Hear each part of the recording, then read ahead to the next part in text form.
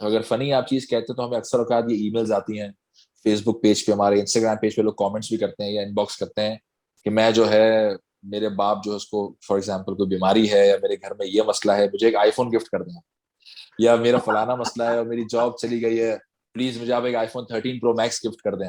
नहीं वो इस मतलब तरह जब के वो कुछ जॉब की कमेंट्स बात हमें करते आते हैं फिर कहते हैं कि मुझे आईफोन 13 प्रो मैक्स चाहिए। हैं। बिल्कुल, तो वो बड़ी एक मेलो और ड्रामेटिक स्टोरीज बना बना के, ये नहीं कहते कि आप हमारी मदद करें या हमारा इलाज करवा दें या हमें पैसे दे दें। वो नीचे एंड में आ रहा होता है आखिरी लाइन में कि मुझे एक फ्री आईफोन आप दे दें। तो इस तरह के कुछ लोग सिनेरियोज बड़े मजे मजे के बना के वैसे ही भेज रहे होते हैं, और वो भी शुगल में कर रहे होते हैं कि यार इस तरह की पूरी स्टोरी एक ड्रामेटिक बना के एंड में कहते हैं कि आप हमें जो है ना फ्री लैपटॉप दे दें या free smartphone they Assalamu alaikum, everyone. This is Amar bin Salim, and welcome to the last episode, which is also the episode 10th of season one for Out Loud with Amar.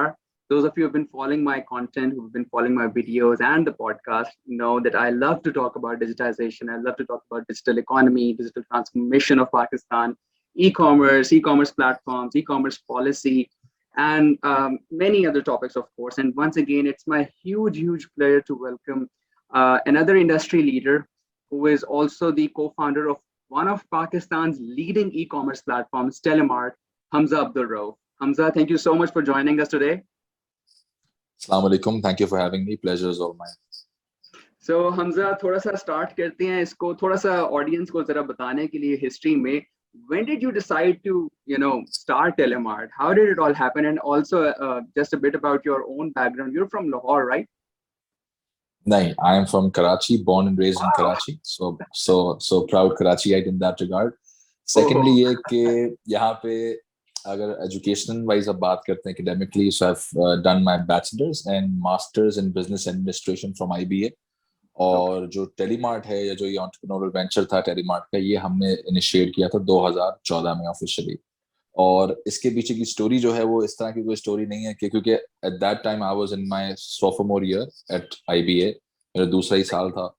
तो ऐसा नहीं था कि मैंने plan किया हुआ था पहले से कि यार मैं यूनिवर्सिटी के अंदर ही एक बिजनेस जो है वो लॉन्च करना है और इस तरह से करना है, क्योंकि यूजुअली वो टाइम, यूनिवर्सिटी टाइम जो है वो आपकी जिंदगी का बड़ा इंपॉर्टेंट टाइम होता है। आप उसमें सोशलाइज करते हैं, आप जो है वो जिंदगी को एंजॉय बहुत ज्यादा करते हैं। आप कहते हैं यार अभी आखिरी फेज है जिंदगी का जिसमें हम एंजॉय कर सकते हैं, उसके बाद फिर आपने कॉर्पोरेट वर्ल्ड में जाना है।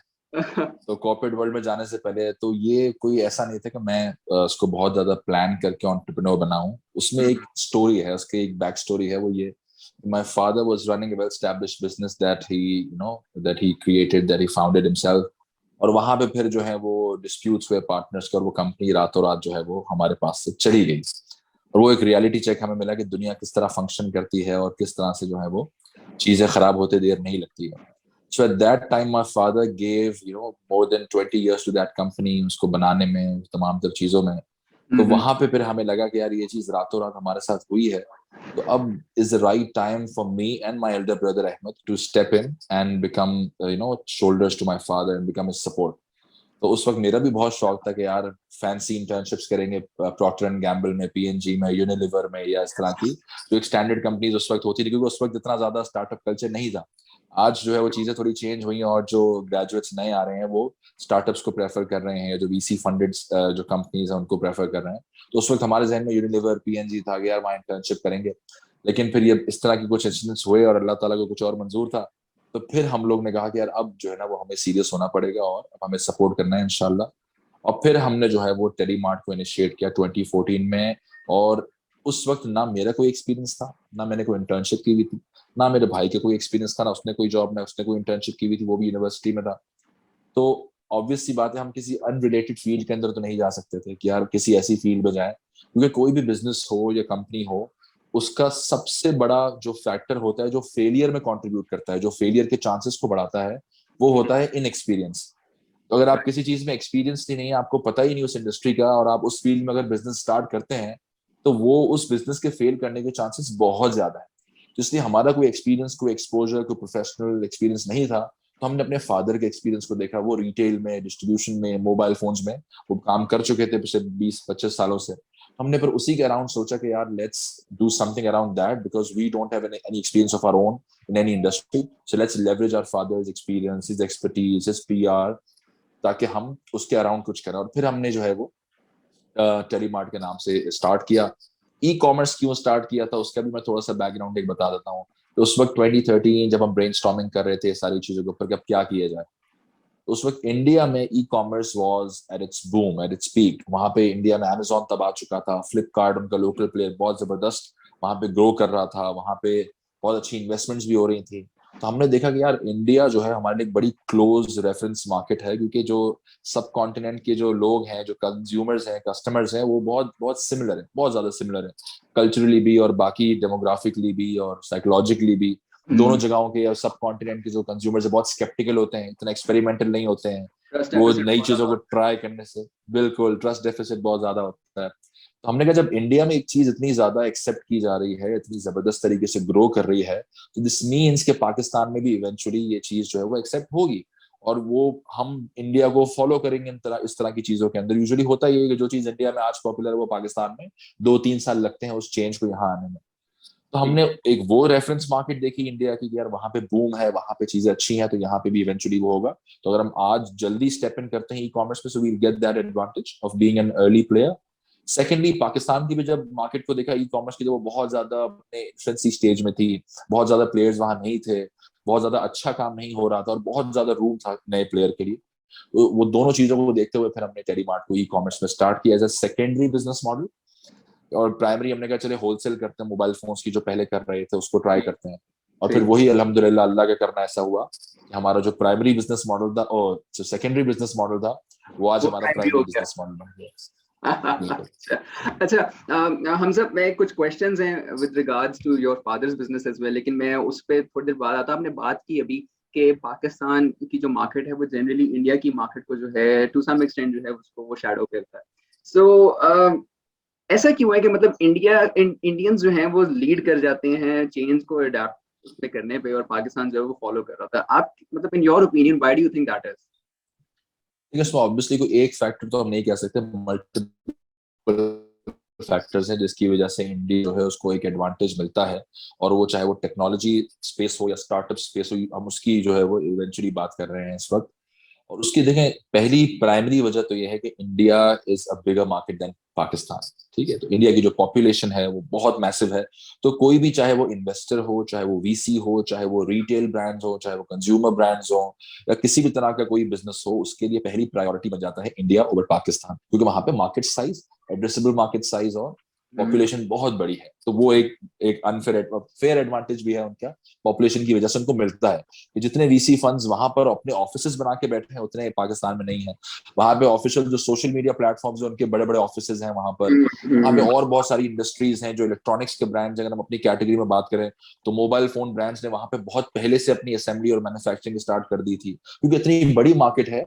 तो चाहे वो किसी भी तरह का ब्रांड हो, वो इलेक्ट्रॉनिक का ब्रांड हो, वो ऑटोमोबाइल का ब्रांड हो, वो वीसी फंड्स हो, वो सारे लोग इंडिया को प्रायोरिटाइज करते हैं उसके मार्केट साइज की वजह से, मार्केट पोटेंशियल की वजह से।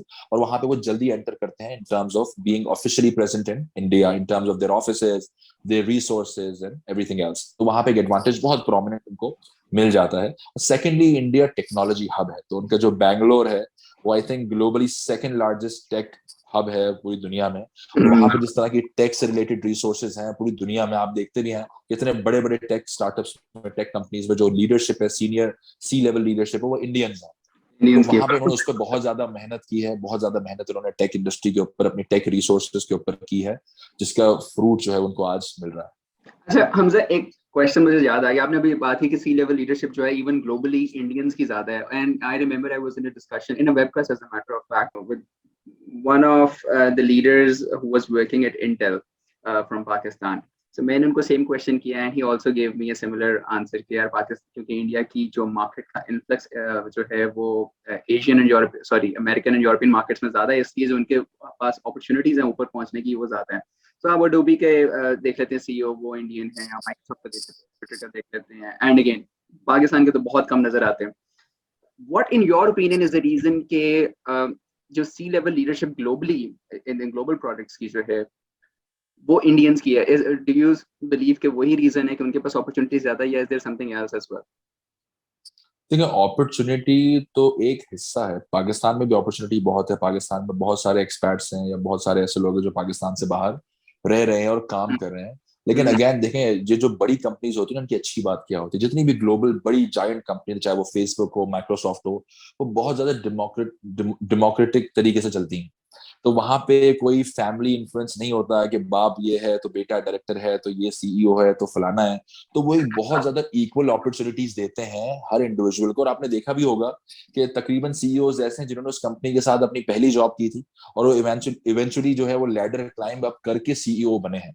तो वहां पे एक बड़ा फेयर प्रोसेस है, बहुत फेयर प्रोसेस है प्रमोशंस का भी, कि अगर किसी को भी जो है वो सीईओ लेवल तक जाना है तो everybody, it's open for everyone, it's an open level playing field for everyone. तो आप उसमें ये भी नहीं कह सकते कि वहां पे वो एक बायस है, कि वो इंडियंस को बायस। आप ये सोचे ना कि इतनी बड़ी कंपनीज अगर आप और मैं होते पाकिस्तान में, लेट्स से, और राइट। पाकिस्तान की कोई इतनी बड़ी कंपनी ग्लोबल होती, तो आप कभी क्या किसी और मुल्क की नेशनैलिटी के बंदे को उसका सीईओ बनाते? नहीं बनाते। तो ये एक अनफॉर्चुनेट चीज है, ये आप इस बात को अंडरस्टैंड करें। तो अगर अमेरिकन एक कंपनी है जिसका headquarter for let's say silicon valley में उसके हेडक्वार्टर्स हैं, तो उस कंपनी के लिए कितना बड़ा डिसीजन है कि वो अपने किसी यूएस नेशनल सिटीजन को हटा के वो किसी इंडियन को उसका सीईओ बना रहे हैं। तो ये that speaks volumes about the discipline and the integrity and the accountability, या जो भी अपॉर्चुनिटी है उन कंपनीज के बारे में, कि वो सबको बड़ा एक इक्वल लेवल प्लेइंग फील्ड देते हैं। तो आज जिस तरह पाकिस्तान में भी होता है, तो लोग प्रेफर करते हैं हमारी नेशनैलिटी का बंदा हो वो सीईओ हो। तो अगेन ये मैंने क्यों आपको बताया, इसलिए बताया कि हम उसमें ये ब्लेम तो नहीं कर सकते कि उनको कोई अपॉर्चुनिटी ज्यादा मिलती है या उनके लिए बायस है इन कंपनीज का, जबकि बायस तो अदरवाइज होना चाहिए कि वो उस नेशनैलिटी के बंदे को सीईओ बनाए जिस नेशनैलिटी या जिस मुल्क में वो स्टार्टअप बेस्ड है। दूसरी चीज ये कि जो मेन पर रीजन बचता है, वो रीजन यही बचता है कि उनकी जो एक्सीलेंस है, जो उनका स्किल लेवल है, जो उनकी डेडिकेशन है, जो उनका तमाम तर एक समझते हैं आप कैपेबिलिटी है, कैपेसिटी है, वो हमसे थोड़ी आगे है, हमसे थोड़ी सी बेहतर है। If not in any other industry, tech में तो डेफिनेटली है। तो डेफिनेटली। टेक में वो तब बिल्कुल देखे ना, वो एक आप एक बात इसको इस तरह से समझें कि अगर इंडिया लेट्स से आज हमसे 3-4 साल आगे है टेक स्पेस के अंदर, तो उस मार्केट में, उस कंट्री में जो बंदा काम कर रहा है टेक स्पेस के अंदर, वो एक आगे की एडवांस्ड मार्केट में एक्सपोज है। उसको वो सारे सिनेरियोज, वो सारे इकोसिस्टम इनेबलर्स, वो सारे स्टेक होल्डर्स, वो सारे प्रोसेसेस, ब्लूप्रिंट्स उनसे गुजर चुका है। तो बिल्कुल ऑब्वियस सी बात है, जब वो पाकिस्तानी किसी मार्केट में काम किए हुए बंदे के सामने इंडियन या चाइनीज या यूएस मार्केट का किसी एडवांस फर्स्ट वर्ल्ड कंट्री का टेक रिसोर्स खड़ा होता है, तो वो हमसे कहीं बेहतर है, क्योंकि वो हमसे बहुत आगे स्टेजेस में जा चुके हैं। चाहे वो, अगर इंडिया की बात करते हैं, तो इंडिया में ई कॉमर्स का अगर कोई सी लेवल बंदा पाकिस्तान की किसी ई कॉमर्स के सी लेवल से इंटरेक्ट करता है, तो उनके पास हमसे ज्यादा एक्सपीरियंस है, ज्यादा एक्सपोजर है, क्योंकि वो एक आगे लेवल पे जा चुके हैं। तो जो हमारे आज इश्यूज हैं, फॉर एग्जांपल, जब वो इश्यूज हम उनसे डिस्कस करेंगे, तो वो उन इश्यूज से 3-4 साल पहले गुजर चुके हैं। तो वो एक बहुत बड़ा एडवांटेज है कि जब आप किसी ऐसे मुल्क में, ऐसे एनवायरनमेंट में काम कर रहे हैं जो बहुत एडवांस लेवल पे उस इंडस्ट्री में ऑपरेट कर रही है, तो आपके एक्सपीरियंसेस, आपका एक्सपोजर बहुत ज्यादा इन्हांस हो जाता है, जिसकी वजह से आपकी एम्प्लॉयबिलिटी बढ़ती है। और एम्प्लॉयबिलिटी बढ़ने की वजह से आपकी जो सी लेवल पोजिशन है, वहां पे भी आपके लिए एक अच्छा जो है वो एक एनवायरनमेंट सेट होता है, जहाँ पे आप ग्रो करके, प्रोग्रेस करके सीईओ लेवल पे जा सकते हैं। आई थिंक ये आप सही कह रहे हैं, ये बात क्योंकि स्ट्रैटेजी की सारी बात है, हम अक्सर खुद भी डिस्कस करते थे, मैं भी ये कह रहा था कि यार इंडिया ने ऐसा क्या काम किया था जिस वजह से आज उनका ग्लोबल फुटप्रिंट वैसे ही बहुत ज्यादा है।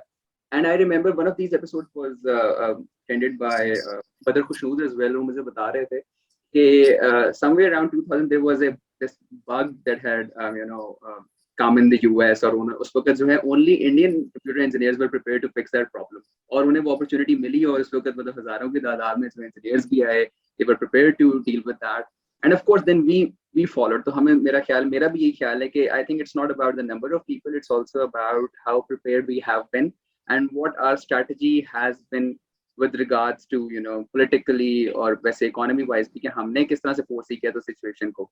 So I think India ने उधर हमें बीट किया ही है।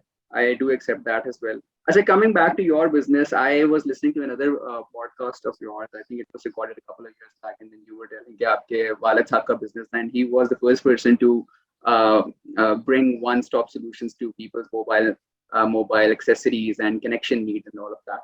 So उसके बाद वो business जो है, it was formed as a partnership and then it broke.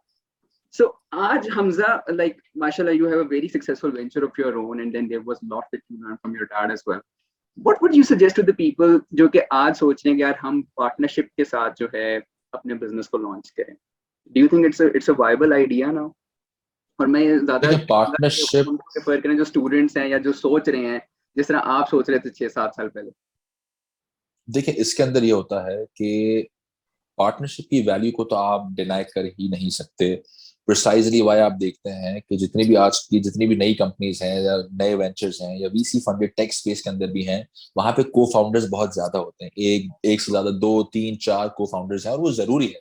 देखिए वो जरूरी क्यों है कि पहले एक कहावत होती थी हमारे जमाने में, मैं खैर इतना पुराना नहीं, मैं मिलेनियल हूँ, तो उस जमाने में कहावत थी कि यार जो है ना वो ये जैक ऑफ ऑल है, जैक ऑफ ऑल ट्रेड्स, तो उसको बड़ा ग्लोरीफाई किया जाता था।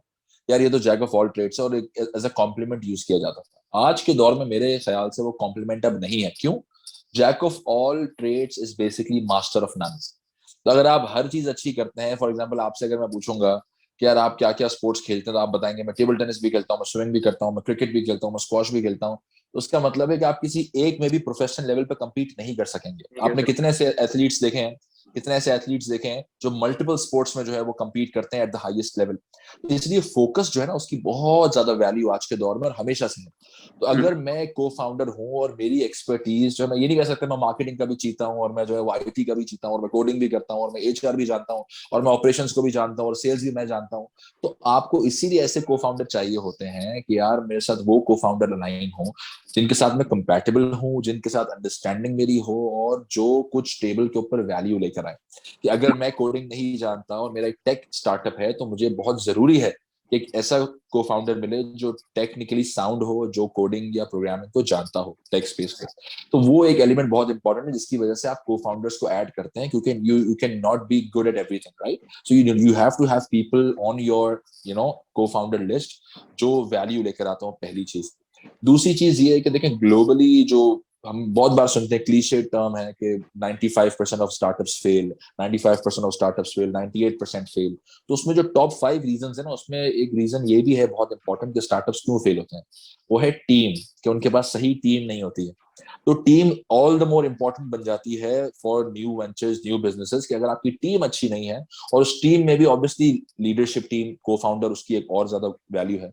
तो वहां पे सबसे ट्रिकी बात ही यहाँ आती है कि बोलना बड़ा आसान है, तो को फाउंडर आप अपने साथ मिला लें, लेकिन उस को फाउंडर को, अच्छे को फाउंडर को ढूंढना, उसको असेस करना, उसको इवेल्युएट करना, वो आपने असल वहां पे स्ट्रगल करना पड़ता है। और वहां पे आपने कुछ चीजें लक पे भी छोड़नी पड़ती हैं, लेकिन बाकी चीजें जो आपके कंट्रोलेबल फैक्टर्स हैं, इसलिए यूजुअली होता है कि यूनिवर्सिटी बैचमेट्स, कॉलेज बैचमेट्स या एक्स ऑफिस के कोलीग्स वो यूजुअली करते हैं, क्योंकि वो एक दूसरे को जानते हैं, एक दूसरे का ट्रैवल किया हुआ, एक दूसरे के साथ हैंग आउट किया हुआ, एक दूसरे की आदतों से वाकिफ हैं, गुस्से से, उनकी स्किल सेट से, एक्सपर्टीज से। तो usually then you tend to look for people around you when you're looking for co-founders, rather than posting on Facebook, I need a co-founder for my venture, kindly let me know, or call me up. तो वहां पे ये बहुत important factor है, और आज की दौर के अंदर मैं रेकमेंड करूंगा कि को फाउंडर होना चाहिए है।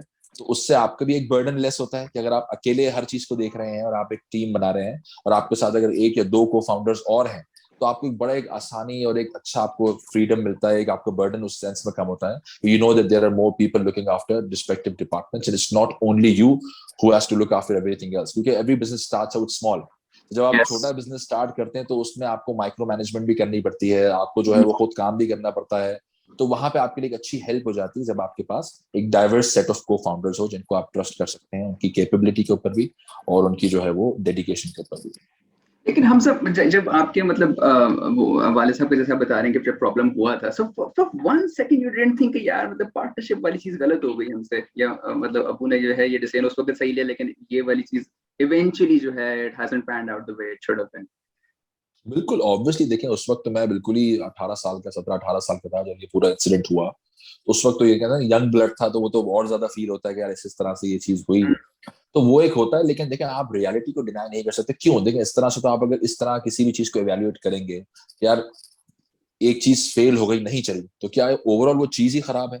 अब इतने रेस्टोरेंट्स खुलते हैं, अगर इतने रेस्टोरेंट्स बंद होते हैं और आपके यहाँ रेस्टोरेंट बंद होते हैं, तो मैं रेस्टोरेंट ही ना खोलूं। समझ रहे हैं? इसी तरह मैरिज आप देखते हैं, आप कहते हैं इतनी शादियां होती है लेकिन तलाकें भी होती हैं, डिवोर्स होती है, तो यार शादी करना बुरा है। तो इसलिए वो हर चीज के अंदर उसका एक बुरा या फेलियर होता है काफी जगहों पर, लेकिन उसका ये मतलब नहीं कि आप उस ओवरऑल चीज को कहेंगे यार ये चीज बुरी है।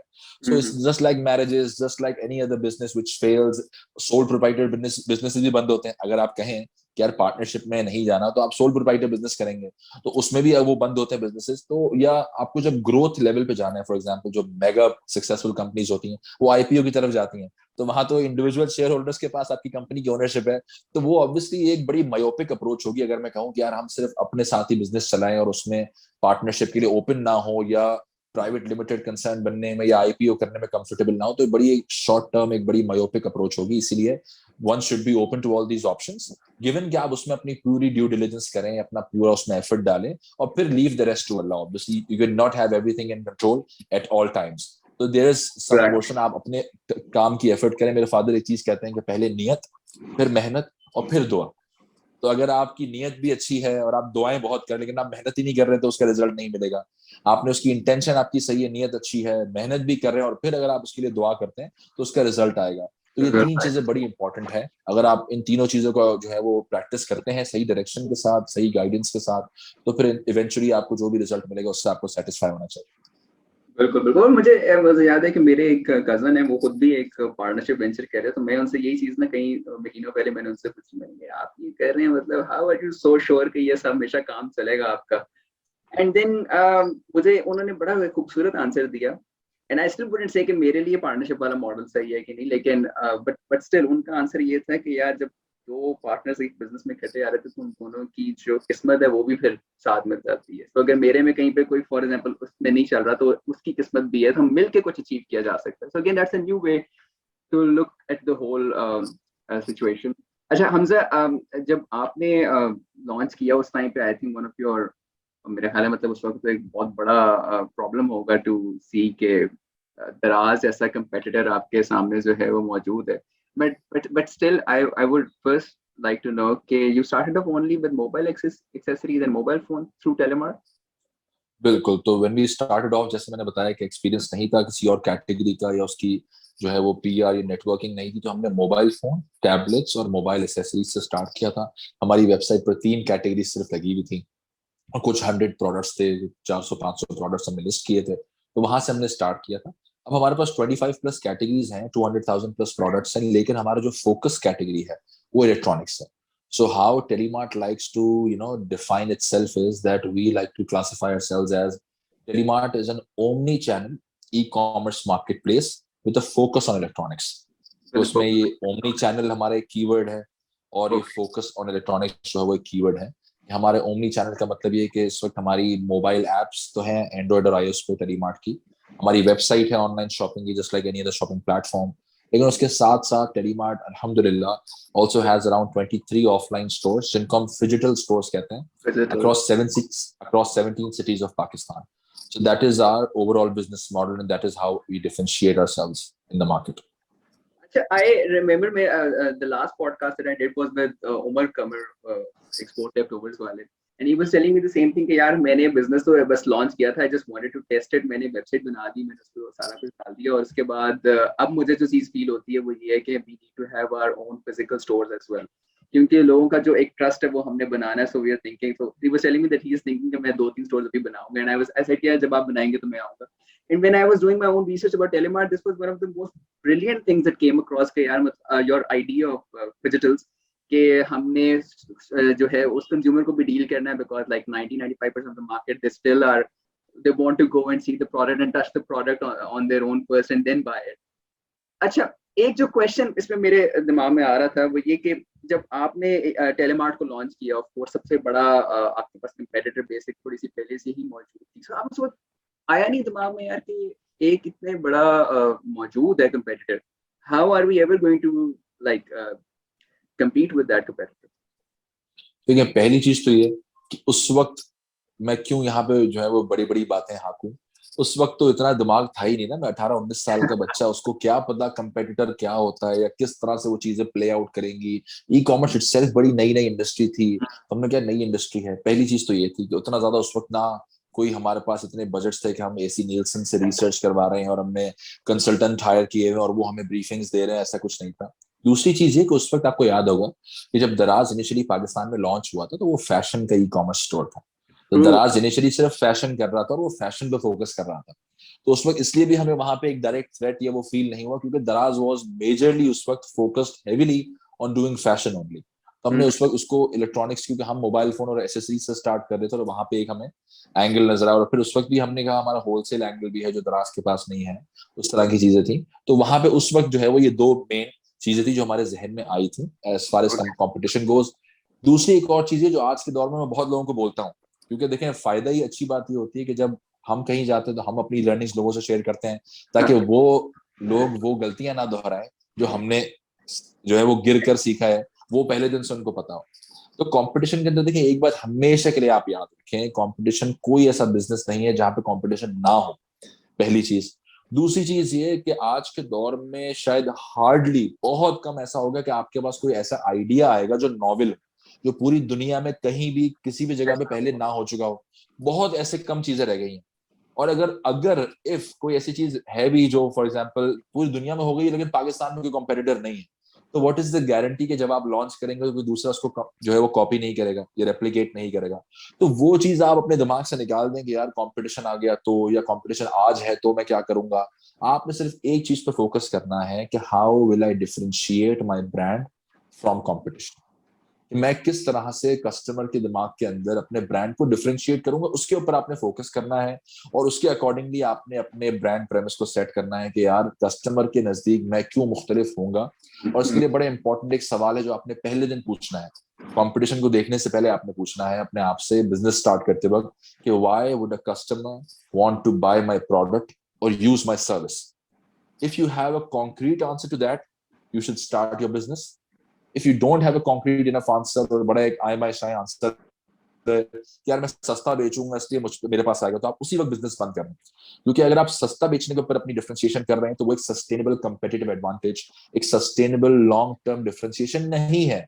There will be people, there will be competition who will have deeper pockets than you, who will be willing to burn cash just to beat your price and acquire customers. And secondly, अगर आप price पे differentiate करते हैं तो customer को आप price loyal बना रहे हैं, आप ब्रांड लॉयल नहीं बना रहे। So the day someone else offers them a better price, they won't hesitate in moving away from your brand. तो बहुत सारे इसके फीचर्स हैं, तो आप हमेशा वाई के ऊपर फोकस करें। और वो वाई का जवाब जो है कि क्यों मुझसे कस्टमर प्रोडक्ट खरीदेगा या मेरी सर्विस इस्तेमाल करेगा, वो जवाब एक सस्टेनेबल कंपेटिटिव एडवांटेज के अंदर ट्रांसलेट होना चाहिए। वो एक सस्टेनेबल लॉन्ग टर्म डिफरेंशिएशन के अंदर अगर वो ट्रांसलेट होता है तो आप अल्लाह का नाम लेकर स्टार्ट करें, और फिर अलोंग द वे उसको इवॉल्व भी करें, एक्सपेरिमेंट भी करें, पिविट का भी अगर ऑप्शन आता है तो आप पिविट भी करें। तो वो इंशाल्लाह ऐसी चीज है कि कंपटीशन, हेल्दी कंपटीशन होना हर इंडस्ट्री में, हर जगह पर बहुत अच्छी चीज है, और वो जो है वो जरूरी भी है। अच्छा हमजा, अब अगर आपके बिजनेस पे आ रहे थे टेलीमार्ट में, so टेलीमार्ट में you were selling online, your competitors were selling online, when you were dealing in products which had like the same retail price, ठीक है ना, मतलब ये तो नहीं हो सकता एक जगह कोई फर्क retail price चल रही है, आप कितना ही फर्क कर लोगे, you couldn't offer many discounts. So then what was that actually allowed you to differentiate your product from the products that were being offered by your competitors? देखिए ये भी एक जर्नी है, एक लंबी, उसमें वो एक चीज है जो हम डिस्कशन है कि फॉर एग्जांपल हमने जब स्टार्ट किया तो हमने कहा यार कस्टमर हमसे मोबाइल फोन खरीदेगा, ठीक है, क्यों खरीदेगा, हम सस्ता दे देंगे क्योंकि हमारी एक जो है उस फील्ड के अंदर हमारी कमांड भी है, हम लोगों को जानते हैं, हमारे फादर का एक्सपीरियंस है, तो हम ब्रांड से अच्छे रेट्स नेगोशिएट कर सकते हैं, हमें मार्केट ट्रेंड्स का आइडिया है। तो हमने प्राइसिंग एक ऑफर अच्छी की उस वक्त, और अल्टीमेटली कस्टमर का सबसे मेजर की decision making criteria for online shopping is price. ये हमें एक्सेप्ट करना पड़ेगा। हमसे आईफोन भी अगर कोई कस्टमर खरीदता है तो उस पर भी वो जो है एक एक रुपया देख रहा होता है कि यार कहाँ पे कितना महंगा है, कहाँ पे सस्ता है। तो प्राइस हमने सही कर लिया, हमने कहा उसके अलावा क्या रीजन होगा। तो हमने पहले स्टार्ट ये किया था, स्टार्ट में तो उस वक्त सेल्फी स्टिक का दौर था, 2014-15 में सेल्फी स्टिक्स बिल्कुल नई नई आई थी, और लोग सेल्फी स्टिक्स को ब्लूटूथ रिमोट के साथ बड़ा इस्तेमाल कर रहे थे। तो हमने कहा चले फ्री सेल्फी स्टिक साथ दे देते हैं। हमने फ्री सेल्फी स्टिक देना शुरू की, लेकिन उसमें भी हमें समझ आया कि ऑब्वियसली उस गिफ्ट की यूटिलिटी हर कस्टमर के लिए सेम नहीं है। तो कोई कस्टमर अगर सेल्फी खींचना है, उसको पसंद है और वो बहुत ज्यादा इसको फॉलो करता है, तो उसके लिए तो सेल्फी स्टिक बड़ी अच्छी चीज होगी, वो खुश होगा बहुत। लेकिन जिसको सेल्फी स्टिक इस्तेमाल करना नहीं पसंद, या सेल्फी लेना पसंद नहीं है, वो इस तरह का नहीं है, कोई 30-40 साल का आदमी है या खातून है, तो उनके लिए उसकी यूटिलिटी नहीं थी। फिर दूसरा हमने कहा चलो पावर बैंक्स का, उसके बाद एक दौर आया कि पावर बैंक्स नए नए आए थे 2015-16 में। हमने कहा चलो पावर बैंक्स मोबाइल के साथ कॉम्प्लीमेंट्री देंगे, कोई भी स्मार्टफोन ऑर्डर करेगा उसको पावर बैंक साथ देंगे। लेकिन हमारे मार्जिन इतने थिन होते हैं ई कॉमर्स मार्केट प्लेसेस में, स्पेशली फॉर मोबाइल फोन्स, कि उसमें हम कोई बहुत अच्छा ब्रांडेड पावर बैंक नहीं दे सकते थे। तो हम 300 400 500 रुपए वाला पावर बैंक जब दे रहे थे तो कस्टमर उसमें नुक्स निकाल रहे थे, यार ये आपने मुझे फ्री पावर बैंक तो दिया लेकिन ये इतना तेजी से चार्ज नहीं कर रहा यार, ये खराब हो गया 1 महीने बाद, तो आपने कैसा गिफ्ट दिया है। तो हमने कहा नहीं यार, हमारे पास इतने मार्जिन ही नहीं है कि हम कस्टमर को कोई ऐसा गिफ्ट दे सकें जो उसके लिए बहुत वैल्यूएबल हो। फिर हमने एक डिस्काउंट कार्ड का कॉन्सेप्ट मुतारिफ करवाया था उस वक्त, जो पाकिस्तान में it was the first of its kind, और उसके बाद फिर बहुत लोगों ने इसको रेप्लिकेट भी किया पाकिस्तान में डिफरेंट लॉयल्टी बिजनेस मॉडल के थ्रू। कार्ड सबके लिए डिस्काउंट कार्ड था। अब उसमें यह था कि कोई भी टेलीमार्ट से आप ऑर्डर प्लेस करेंगे, चाहे वो 10 रुपए की चीज का ऑर्डर हो और चाहे वो 10 लाख रुपए का हो, टेलीमार्ट एक फ्री ऑफ कॉस्ट आपको एक डिस्काउंट कार्ड देता था, जिस डिस्काउंट कार्ड के ऊपर हम लोग अल्टीमेटली 100+ ब्रांड्स को ऑनबोर्ड लेके आए थे। इसमें रेस्टोरेंट्स भी थे, जिम भी थे, सैलून्स भी थे, और इस तरह के बेतहाशा ब्रांड्स थे, रिटेल ब्रांड्स और ऑनलाइन ब्रांड्स भी, जो हमारे कस्टमर्स को वो कार्ड दिखाने पर डिस्काउंट दे रहे थे। और वो जिन जिन शहरों में हमारी रसाई थी उसमें कुछ मेजर सिटीज कवर हो रहे थे, कराची में ज्यादातर ब्रांड्स थे, फिर लाहौर इस्लामाबाद में भी थे। तो वो हमने एक चीज स्टार्ट की थी कि हमारे कस्टमर्स कुछ भी खरीदेंगे हमसे तो उनको ये डिस्काउंट कार्ड मिलेगी जिसकी वैल्यू जो है वो बड़ी अच्छी है। तो वो कहीं पे भी जाएंगे उसमें ब्रांड्स ऐड होते जाएंगे, उसकी कोई रिन्यूअल फी नहीं है, उसके कोई चार्जेस नहीं है, किसी और तरह की कॉम्प्लिकेशन नहीं है। तो वो हमने एक 2-3 साल उसको भी चलाया, लेकिन वो हमारे लिए बहुत बहुत, एक तो कॉस्ट सेंटर वाइज भी एक बहुत बड़ी कॉस्ट बन गई थी। दूसरा ये कि हम उसके साथ साथ बहुत सारे और कंपीटिंग ब्रांड्स आ गए जिनका बिजनेस मॉडल ही ये था कि वो वाउचर्स सेल कर रहे थे, वो अपनी बुक्स सेल कर रहे थे, अपनी ऐप सेल कर रहे थे जहाँ पे वो डिस्काउंटिंग वगैरह कर रहे थे। तो उसको फिर हमने जो है थोड़ा सा बैक बर्नर के ऊपर लेकर चले गए थे कि यार ये लॉयल्टी है, ये डिस्काउंट्स वाला जो चीज है। तो ये ओवर द टाइम डिफरेंशिएशन इस तरह की थी।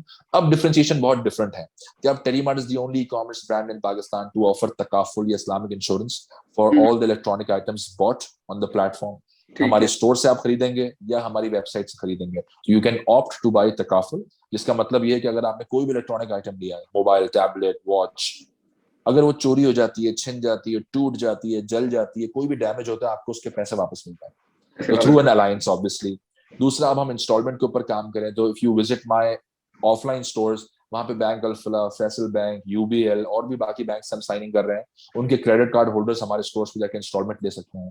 हमारी वेबसाइट पे भी जो है ये फंक्शन एनेबल होने वाला है विद इन अ वीक। फिर तीसरा ये कि हम लोग जो है वो और इस तरह के बहुत सारे प्रोडक्ट्स के ऊपर काम कर रहे होते हैं जो थोड़े नॉवेल और यूनिक है, जो बाकी प्लेटफॉर्म्स पे आपको इतना आसानी से नहीं मिलते हैं, वो एक तरह की डिफरेंशिएशन बनती है। तो इस तरह की हमारा फिर ऑफलाइन मॉडल इटसेल्फ हमारी डिफरेंशिएशन है कि कस्टमर जब देखता है कि यार ये ब्रांड है जिसके ऑफलाइन स्टोर्स भी हैं, तो ये एक बहुत बड़ी डिफरेंशिएशन है कि आज भी पाकिस्तान में अगर आपकी वेबसाइट पर 15 लाख लोग भी महीने के आते हैं, तो और आपकी दूसरी तरफ एक दूसरा ब्रांड है जिसके 15 स्टोर हैं, तो कस्टमर की नजर में वो 15 स्टोर वाला ब्रांड जो है वो बड़ा है, और जिसके 15 लाख विजिटर्स है उसको वो कंसिडर नहीं करते, क्योंकि एक साइकोलॉजी है कि आपको ऑनलाइन स्टोर से शॉप करते हुए ट्रस्ट फैक्टर होता है कि यार पता नहीं ये बंगले से बैठ के ऑपरेट कर रहे हैं, किस तरह का सेटअप है, कितना क्रेडिबल है। लेकिन जब वो देखते हैं कि यार इनके ऑफलाइन स्टोर्स भी हैं, बोर्ड भी है, वहां जाके इंटरेक्ट कर सकते हैं, तो उसने हमें बहुत इमेंसली हेल्प किया in differentiating ourselves when people saw कि अच्छा यार टेलीमार्ट के माशाल्लाह ऑफलाइन स्टोर्स भी, हम वहां जा सकते हैं। और ऑनलाइन का भी ट्रस्ट उससे बड़ा अच्छा स्टैब्लिश हुआ कि अगर कस्टमर को कोई इशू भी आता है, कभी कोई पार्सल रिटर्न करवाने ऑनलाइन का, तो वो भी हमारे स्टोर्स पे जाके पिकअप भी कर सकते हैं, और ड्रॉप ऑफ फैसिलिटी भी है, ताकि एक ओमनी चैनल इंटीग्रेटेड अप्रोच हो।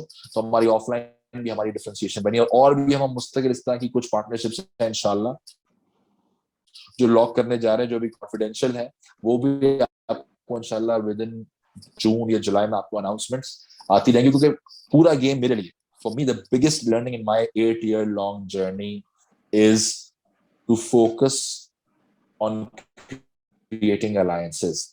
अच्छा Hamza, what's the funniest thing that you've ever heard? Like जो कंज्यूमर का जो फीडबैक आता है उसमें कोई सबसे मजे की चीज है, सबसे वो वाला कमेंट जिससे आप सबसे ज्यादा पिस ऑफ हुए हो, वो क्या था? चीज है, हाँ, कस्टमर जो है वो धमकियां बहुत देते हैं कस्टमर्स जो है। तो वो एक आपको एक चीज होती है कि स्टार्ट में आपको बड़ा अजीब सा लगता है कि यार ये कस्टमर कैसे बात कर रहा है, कैसे ईमेल्स कर रहा है हमारे चैनल्स के ऊपर।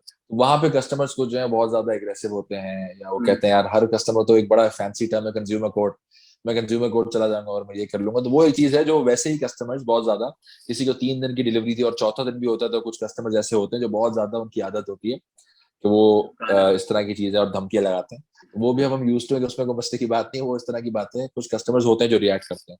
बाकी ये है कि बिल्कुल अगर फनी आप चीज कहते हैं तो हमें अक्सर औकात ये ईमेल्स आती हैं फेसबुक पेज पे, हमारे इंस्टाग्राम पेज पे लोग कमेंट्स भी करते हैं या इनबॉक्स करते हैं कि मैं जो है, मेरे बाप जो है उसको फॉर एग्जाम्पल कोई बीमारी है, या मेरे घर में ये मसला है, मुझे एक आईफोन गिफ्ट कर देना, या मेरा फलाना मसला है और मेरी जॉब चली गई है, प्लीज मुझे आप एक आईफोन 13 प्रो मैक्स गिफ्ट कर दें। नहीं वो इस मतलब तरह के जब कुछ जॉब की कमेंट्स बात हमें करते आते हैं फिर कहते हैं कि मुझे आईफोन 13 प्रो मैक्स चाहिए। बिल्कुल, तो वो बड़ी एक मेलो और ड्रामेटिक स्टोरीज बना बना के, ये नहीं कहते कि आप हमारी मदद करें या हमारा इलाज करवा दें या हमें पैसे दे दें, वो नीचे एंड में आ रहा होता है आखिरी लाइन में कि मुझे एक फ्री आईफोन आप दे दें। तो इस तरह के कुछ लोग सिनेरियोज बड़े मजे मजे के बना के वैसे ही भेज रहे होते हैं, और वो भी शुगल में कर रहे होते हैं कि यार इस तरह की पूरी स्टोरी एक ड्रामेटिक बना के एंड में कहते हैं कि आप हमें जो है ना फ्री लैपटॉप दे दें या फ्री स्मार्टफोन दे तो फिर आपने कभी दिया तो नहीं आज तक? दें। नहीं नहीं, अल्हम्दुलिल्लाह नहीं दिया।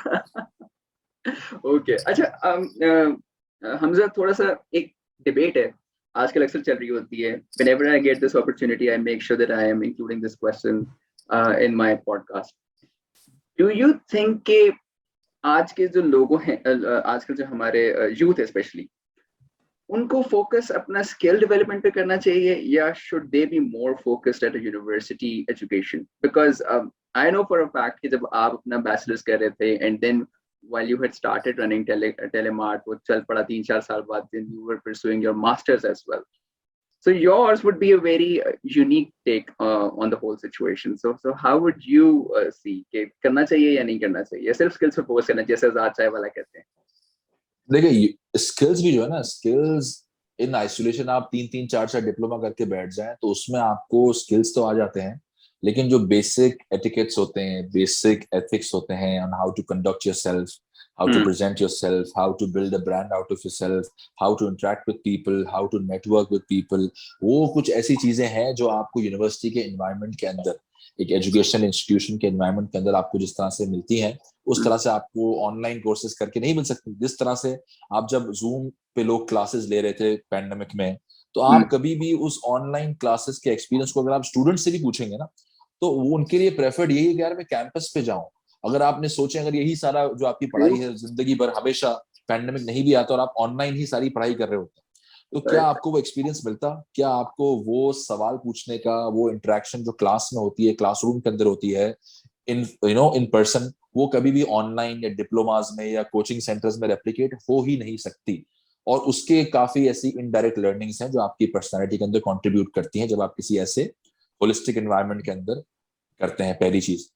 दूसरी चीज ये कि देखें, पढ़ाई जो है ना यूनिवर्सिटी की, ऑब्वियसली वो बहुत ज्यादा इन इन थ्योरेटिकल सेंस अगर आप जो भी पढ़ते हैं, वो इतनी ज्यादा प्रैक्टिकलिटी उसकी नहीं होती है, उसको सब एग्री करते हैं। तो मैंने हम्म, जब अपना मास्टर्स किया तो उससे मास्टर्स में इतनी ज्यादा वैल्यू एडिशन नहीं हुई। जो मैंने बैचलर्स में पढ़ा था उसी के अराउंड तकरीबन चीजें थी, बहुत ज्यादा कोई एडवांस चीजें नहीं थी। लेकिन मेरा जो फॉर एग्जाम्पल सबसे बड़ा बेनिफिट अगर मैं कहता हूँ ना कि मैंने आईबीएस से अगर अपना दोनों डिग्रीज की हैं, तो मेरे लिए यूनिवर्सिटी का सबसे बड़ा बेनिफिट जो था वो नेटवर्किंग थी, सबसे बड़ा बेनिफिट। और नेटवर्किंग से फायदा स्पेशली एमबीए में तो और ज्यादा। एमबीए में क्यों? क्योंकि एमबीए के अंदर आपके पास तकरीबन बैचमेट्स और क्लासमेट्स ऐसे होते हैं जो डिफरेंट जगहों पर काम कर या तो कर रहे हैं या काम कर चुके हैं। तो मैं आज अल्हम्दुलिल्लाह अल्लाह के फजल से किसी भी कंपनी में अगर मुझे कोई बात करनी है, कोई अलायंस पिच करनी है, कोई चीज जो है वो इनिशिएट करनी है, तो कोई ना कोई जूनियर सीनियर बैचमेट वहां पर काम कर रहा है सीनियर पोजीशन पर। और उसके मुझे बहुत बेनिफिट्स मिले भी हैं अपनी एंटरप्रेन्योरल जर्नी के अंदर भी, चाहे वो right. मुझे मेंटोरशिप की जरूरत हो, चाहे मुझे गाइडेंस की जरूरत हो, चाहे मुझे किसी अलायंस या किसी पार्टनरशिप की जरूरत हो, या मैं किसी मसले में फंसा हुआ हूँ। तो वो एक बहुत इंपॉर्टेंट एलिमेंट है यूनिवर्सिटी एजुकेशन का कि वहां पे आप इतने मुख्तलिफ बैकग्राउंड के लोगों से मिलते हैं, उनसे सीखते हैं। और मेरी आदत है कि मैं जिस भी इंडस्ट्री के किसी भी अगर प्रोफेशनल से कहीं पर भी मिलता हूँ किसी भी हवाले से, तो मैं क्यूरियस होता हूँ उनकी इंडस्ट्री के बारे में जानने में, ताकि मुझे एक्सपोजर मिलेगा। अगर किसी फाइनेंशियल इंडस्ट्री के बंदे के साथ बैठे तो उनसे पूछते हैं वो क्या करते हैं, किसी और टेक्सटाइल इंडस्ट्री के साथ बैठे, तो इसी तरह से आपकी लर्निंग डेवलप होती है कि आप अपनी इंडस्ट्री के अलावा बाकी इंडस्ट्रीज के एक्सपोजर लेते हैं, उसको समझते हैं। इसके साथ साथ इंपॉर्टेंट चीज ये है कि स्किल सेट हासिल करना बहुत जरूरी है, क्योंकि जिसने आज से 10 साल पहले एक सीएस किया है, कंप्यूटर साइंस किया है, अगर वो मुस्तकिल अपने अपडेट्स के साथ एडवांसमेंट्स के साथ इंटरेक्ट नहीं कर रहा, उसको नहीं सीख रहा, तो ऑब्सोलीट हो चुका है। हम्म, सिमिलरली जिस इंजीनियर ने 15 साल पहले इंजीनियरिंग पढ़ी है, अगर वो लेटेस्ट ट्रेंड से अपने आप को फेमिलियराइज नहीं कर रहा और उनको अप टू डेट नहीं रह रहा, तो उसकी डिग्री जो है वो वैल्यूएबल नहीं रहती है। ग्राफिक्स हो, बिल्कुल। डिजाइनिंग हो, किसी भी फील्ड में, तो वहां पे डिप्लोमास का भी बहुत रोल आता है, स्किल प्रोग्राम्स का भी, सर्टिफिकेशंस का भी रोल आता है, ताकि आप वक्त के साथ इवॉल्व करते रहें, इवन दो आपने फॉर्मल एजुकेशन ली हुई है पहले। दूसरा स्किल सेट इसलिए भी जरूरी है कि फ्रीलांसिंग वाला एलिमेंट है, you can have a side income when you have a particular technical skill, जिसको आप बेच कर साइड इनकम भी एक्यूमुलेट कर सकें। तो एक मिक्स होना जरूरी है, बैलेंस होना जरूरी है Exactly. दोनों का। एक बहुत, आप ये भी नहीं कह सकते किसी भी चीज में एक्सट्रीम लेवल पे कि सिर्फ स्किल नो एजुकेशन फॉर्मल, या सिर्फ फॉर्मल एजुकेशन नो स्किल हम्म, सेट। एक बीच का रास्ता इख्तियार करना है और यूनिवर्सिटीज को भी इवॉल्व करना होगा। यूनिवर्सिटीज के लिए सबसे इंपॉर्टेंट चीज आज क्या है, वो ये है कि इंडस्ट्री और एकेडमिया का लिंकेज। कि आज जो टीचर पढ़ा रहे हैं, अगर उन्होंने कभी कोई उस सब्जेक्ट में ना काम किया है, ना उस सब्जेक्ट के मुतालिक कोई बिजनेस वेंचर स्टार्ट किया है, तो वो कैसे वैल्यू ऐड करेंगे स्टूडेंट के दिमाग में। फॉर एग्जाम्पल, जो टीचर सप्लाई चेन पढ़ा रहा है, उसने आखिरी जॉब अगर सप्लाई चेन के सेक्टर में 10 साल पहले की है, तो वो कैसे बच्चों को बताएगा कि 10 साल में इंडस्ट्री अब कहाँ पहुंच गई है सप्लाई चेन की, और क्या क्या चैलेंजेस हैं, और क्या क्या डिजिटाइजेशन आ चुकी है, क्या क्या इनोवेशन सप्लाई चेन में आ चुकी है, कहाँ कहाँ पे टेक्नोलॉजी अपना रोल प्ले कर रही है। सिमिलरली जो टीचर एंटरप्रेन्योरशिप पढ़ा रहा है, अगर उसने कोई बिजनेस ही नहीं किया हुआ पहले कभी, तो वो कैसे पढ़ाएगा। तो वो बहुत एक इंपॉर्टेंट एलिमेंट है कि यूनिवर्सिटीज को भी समझना होगा कि वो अपनी फैकल्टी के अंदर भी एक अच्छा बैलेंस स्ट्राइक करें, जहां पे इंडस्ट्री के लोग भी जो है वो एंगेज करें स्टूडेंट्स के साथ, एज अ विजिटिंग फैकल्टी भी, एज गेस्ट स्पीकर सेशंस भी, ताकि जो कंज्यूमर क्या है, जो स्टूडेंट्स हैं, उनको एक विंडो मिले into the current corporate world, कि आज दुनिया में किस इंडस्ट्री में किस तरह से चीजें फंक्शन कर रही हैं, ताकि वो बेहतर प्रिपेयर्ड होंगे कॉर्पोरेट वर्ल्ड में, कॉर्पोरेट लाइफ में एंटर करने के लिए। अच्छा, मेरा भी I am very happy and glad कि मैं इससे आपका ओपिनियन सुन के I also maintain something similar. मुझे ये फील होता है कि आजकल जो हमारी यूनिवर्सिटीज हैं दे आर, और अब तो मेरा ख्याल है इतना ज्यादा गैप रह भी नहीं गया। मतलब वो किसी टाइम होता था ना कि टॉप टियर यूनिवर्सिटी है उसकी फीस बहुत ज्यादा है, और जो एक मिड टियर यूनिवर्सिटी उसकी फीस जो है वो बहुत कम है, गैप बहुत आता है। अब उस तरह से नहीं है। मतलब इवन मिड टियर यूनिवर्सिटीज में वो भी they charging a lot of money for a 4 year programme, for a 2 year programme. और जब हम इस पर डिबेट करते हैं ना कि यार यूनिवर्सिटी का काम तो बेसिकली जो है वो रिसर्च का है, तो आइडियली बात बिल्कुल सही है। लेकिन ये है कि अब आजकल का बच्चा या इवन आजकल के जो पेरेंट्स भी हैं वो भी दे आर सो अवेयर कि they know if they are spending a lot of money, if they are spending billions on their child's education, they do want him और her to be employable. Soon as they graduate, they want them to be skilled enough कि वो जैसे ही graduate होते हैं उनको higher कर सकें, because they again spending a lot of money on them. तो मेरा यूनिवर्सिटीज के साथ भी जो मेरा अपना ओपिनियन है वो यही है कि you need to come up with a mix, with a combo of both, जहाँ पे रिसर्च भी हो, जहाँ पे पर्सनालिटी डेवलपमेंट भी हो, नेटवर्किंग का एलिमेंट भी हो, कैंपस लाइफ भी हो, and at the same time जो जो गैप बिटवीन एकेडमिया एंड जो कॉर्पोरेट है वो ब्रिज हो रहा हो, because you really need to prepare them on those skills which are actually going to help them land a job once they graduate. क्योंकि अगर वो नहीं हो रहा तो अगेन आपका देखें एकेडमिक सेक्टर में तो हम कंज्यूमर जो है वो या तो पेरेंट्स को कहते हैं या स्टूडेंट्स को कहते हैं, तो वो आपके कंज्यूमर की डिमांड जो है वो तो वहाँ पे मीट हो ही नहीं रही। सो आई थिंक ये that is very very significant to the whole discussion. And lastly Hamza, yours is a business that is heavily linked with what government has been doing. अब खास तौर से अब से जब से ई कॉमर्स की पॉलिसी वगैरह भी आ गई है, गवर्नमेंट को भी समझ आ गया भाई फ्रीलांसर्स को भी हमने कोई रेपुटेशन देनी है, वो भी they are bringing a lot of money as well. Pakistan की जो एक्सपोर्ट्स हैं सिर्फ वही they are also increasing, we are expecting कि आपको 3 बिलियन मार्क जो है इस साल के एंड में 3.5 के क्लोज चले जाएंगे इन terms of dollars. What do you think in terms of technology? What is still the biggest gap that you see which the government needs to work on? देखिए, अभी भी जो है ना, वो गवर्नमेंट जो है ऐसे अगर बात की जाए ई कॉमर्स पॉलिसी की, तो वो ड्राफ्ट तो है, ड्राफ्टेड है, लेकिन उसके एक्शन आइटम्स पे अभी भी काम चल रहा है। तो वो एक्शन आइटम्स अभी तक जो है वो उस तरह से स्टैब्लिश नहीं हो सके जिस तरह से होने चाहिए, पहली चीज। दूसरी चीज ये देखें, आपको ऐसा इन्वायरमेंट देना होता है कंपनीज को एसेंशियली जिसमें वो काम अच्छे से कर सके, क्योंकि अगेन कोई भी कंपनी पूरे इकोसिस्टम के इन्वॉल्वमेंट के बगैर नहीं ग्रो कर सकती। तो अगर ई कॉमर्स है, तो ई कॉमर्स जब तक पेमेंट सिस्टम्स, बैंक्स, फिनटेक्स वो इवॉल्व नहीं करेंगे, वो अपनी सर्विसेज को बेहतर नहीं करेंगे, उनके लिए अच्छी पॉलिसीज ड्राफ्ट नहीं होंगी, तब तक ई कॉमर्स भी सफर करेगा, क्योंकि डिजिटल पेमेंट्स कस्टमर के लिए एक ट्रबल होगा, एक मसला होगा। तो उनके लिए इवॉल्व करना जरूरी है।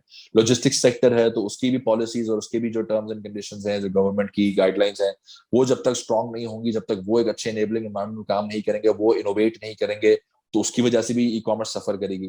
जो सेलर्स हैं, जो वेंडर्स हैं, जो प्रोडक्ट मार्केट प्लेसेस लाइक टेलीमार्ट पे हमारे पास सेल करते हैं, उनके लिए जब ऐसी कंडीशंस होंगी जो उनके लिए फेवरेबल हैं, तो हम ई कॉमर्स स्पेशली जो है वो सिर्फ एक ऐसा नहीं कि ई कॉमर्स कंपनी के लिए आपने ऐसी चीजें बनानी है जो उनको बेनिफिट करें, आपने पूरे इकोसिस्टम के लिए ऐसी चीजें डिफाइन करनी है जिससे वो सारे के सारे स्टेक होल्डर्स, क्योंकि इंटरकनेक्टेड हैं, तो वो सब लोग मिलकर जो है वो ग्रोथ की तरफ जाएं, वो सारे लोग जो है मिलकर इवॉल्व करें। तो वहां पे थोड़ी सी चैलेंजेस आते हैं। अब देखिए, टैक्सेशन के अंदर भी बहुत ज्यादा एक शॉर्ट टर्म व्यू है। अगर पॉलिसी लेवल पे बात करते हैं, for example market places like ours, हमारे थ्रू अब टैक्स किए जा रहे हैं हमारे सेलर्स को। तो हमारे प्लेटफॉर्म पे जितने भी ऐसे सेलर्स हैं जो टैक्स एक्टिव नहीं है, जो कि मेजोरिटी होता है मार्केट प्लेसेस पे। आप मार्केट प्लेसेस को हटा भी दें, अगर आज आप ऑफलाइन मार्केट में जाएंगे तो 1000 दुकानदारों में से कितने दुकानदार जो है वो टैक्स पेयर होंगे या वो एक्टिव पता ही नहीं टैक्स होगा दे उनके रहे नाम होंगे। पे कितने नोटिस निकले हुए हैं उनके आईडी कार्ड के ऊपर। तो इसीलिए अब वो एक इनडायरेक्ट तरीका निकाला है कि अब ई कॉमर्स मार्केट प्लेसेस पर अगर कोई भी आपके पास जो है वो अनएक्टिव टैक्स पेयर है, जो आपका सेलर है, तो आपने उससे टैक्स काटना है एक्स्ट्रा।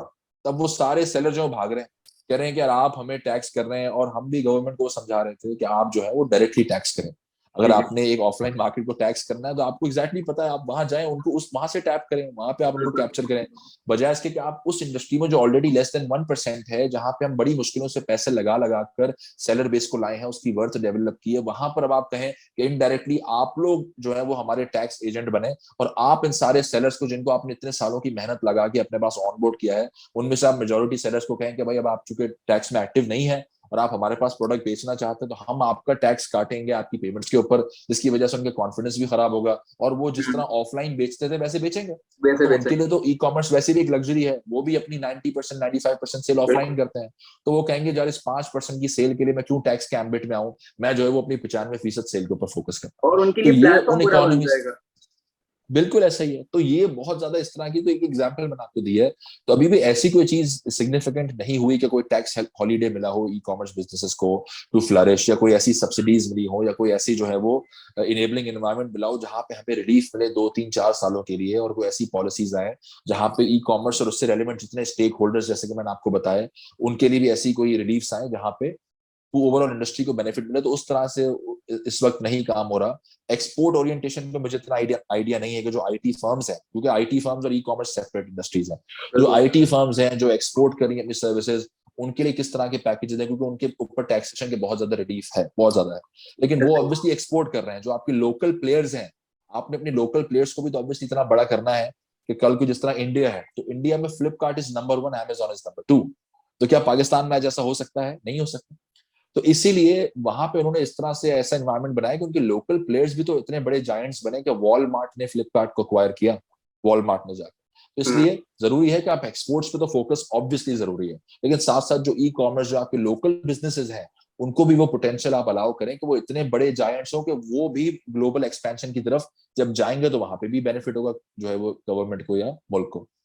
एग्जैक्टली वो जो हमारा जो लोकल लैंडस्केप है वो भी माशाल्लाह मतलब इतना बड़ा एटलीस्ट चले नहीं, ठीक है हम इंडिया से तो बहुत छोटा मुल्क है लेकिन फिर भी within ourselves we are a huge economy, we have a lot of people.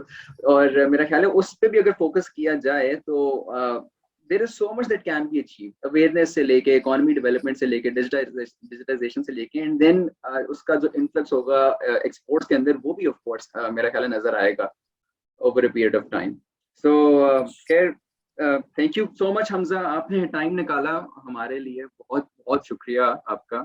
और this marks the end of season 1 of out loud with Amar. This is episode 10 और अल्हम्दुलिल्लाह I had the pleasure of meeting with many industry leaders including Hamza Bhatti, doctor Khusro Dabash, Badar Khushnood, miss Musarrat Misbah, Sadaf Zarrar, Umar Qamar sahab and Hamza Rauf.